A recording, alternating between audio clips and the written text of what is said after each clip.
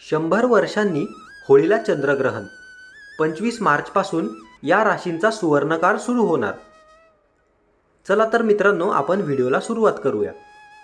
दरवर्षी होलिका दहन फाल्गुन महिन्याच्या शुक्ल पक्षाच्या पौर्णिमेच्या रात्री होते आणि दुसऱ्या दिवशी होळी साजरी केली जाते. होळी हा हिंदू धर्मातील प्रमुख सणांपैकी एक आहे. देशभरात मोठ्या उत्साहात होळी साजरी केली जाते.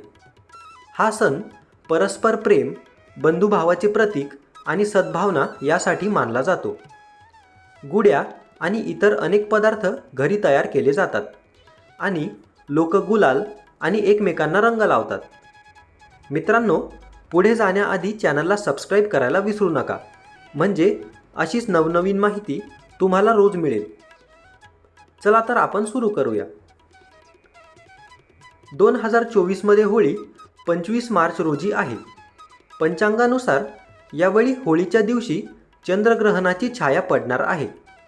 तर 25 मार्च 2024 रोजी सकाळी 10:23 ते दुपारी 3:02 पर्यंत चंद्रग्रहण दिसेल. हे चंद्रग्रहण भारतात दिसणार नाही, पण या चंद्रग्रहणामुळे 100 वर्षानंतर होळीच्या दिवशी काही राशींवर शुभ प्रभाव पडतो, तर काही राशींना जीवनात किरकोळ समस्यांना सामोरे जावे लागू शकते. चला तर जाणून घेऊया होळीच्या दिवशी चंद्रग्रहणाच्या छायेत कोणत्या राशींना चांगले परिणाम मिळतील. नंबर 1, मेष रास. मेष राशीच्या लोकांना वर्षातील पहिल्या चंद्रग्रहणाचे शुभ परिणाम मिळणार आहेत. भौतिक सुखसोयी आणि संपत्तीत वाढ होऊ शकते.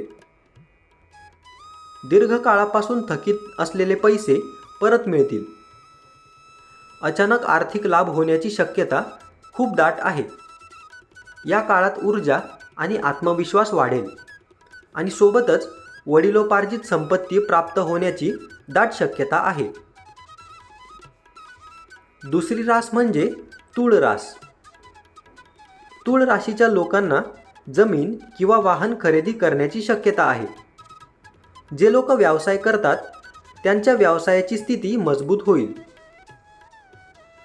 या लोकांमध्ये पैशाची आवकसुद्धा वाढेल. सामाजिक पद आणि प्रतिष्ठा वाढण्याची शक्यता आहे.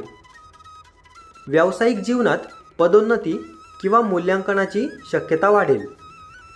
जुन्या मालमत्तेतून आर्थिक लाभ होईल. तिसरी रास म्हणजे कुंभ रास. कुंभ राशीच्या लोकांची आर्थिक स्थिती मजबूत होईल. जे लोक भागीदारी व्यवसायात आहे त्यांना आर्थिक लाभ होण्याची दाट शक्यता आहे. सुखसुविधांनी युक्त जीवन जगाल. नोकरी किंवा व्यवसायात प्रगतीच्या नवीन संधी मिळतील. स्वतःचे व्यक्तिमत्व सुधारेल. सध्याच्या आणि येणाऱ्या करिअरमध्ये तुम्हाला नवीन यश मिळू शकते. मित्रांनो, व्हिडिओ आवडल्यास व्हिडिओला लाईक, तुमच्या फ्रेंड्स आणि फॅमिलीसोबत शेअर आणि चॅनलला सबस्क्राईब करायला विसरू नका. आपण आम्हाला आपल्या आवडत्या देवता, कथा किंवा विषयांबद्दल सूचना देऊ शकता. आमच्या कमेंट सेक्शनमध्ये आपले विचार आणि अभिप्राय नक्की शेअर करा. धन्यवाद.